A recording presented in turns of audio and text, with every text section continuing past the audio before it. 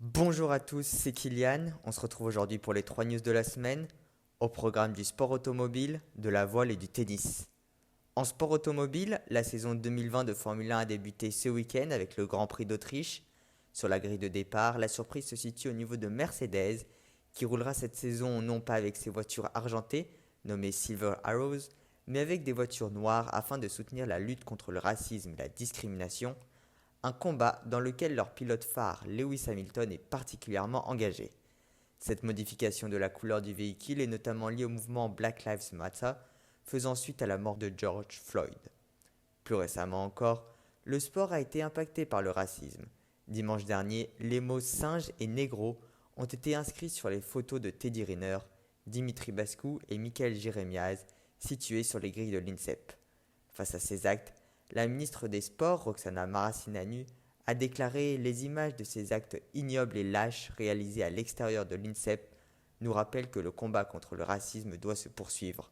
Ne relâchons pas notre vigilance.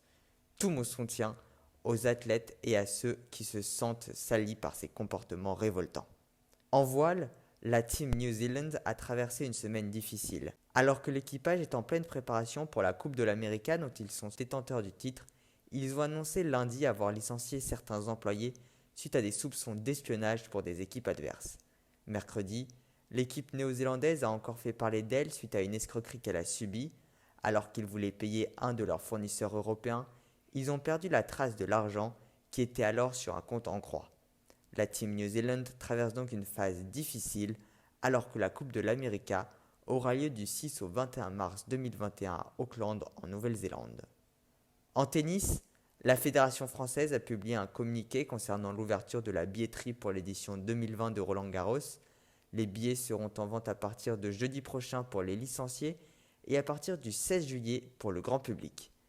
Bien évidemment, la situation actuelle oblige l'organisation à prendre des mesures sanitaires particulières avec une limitation du nombre de spectateurs de 50 à 60% de la jauge habituelle, des écarts de sièges entre les groupes d'acheteurs qui doivent par ailleurs être inférieurs à 4 personnes, le port du masque qui sera recommandé à certains endroits mais obligatoire dans d'autres, ainsi qu'une intensification du nettoyage et de la désinfection avec notamment des distributeurs de gel hydroalcoolique.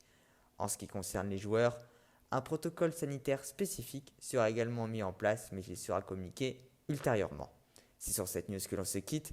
N'hésitez pas à liker et partager la vidéo si elle vous a plu ainsi qu'à réagir dans les commentaires. Pour ma part, je vous donne rendez-vous dimanche prochain pour les 3 nouvelles news de la semaine.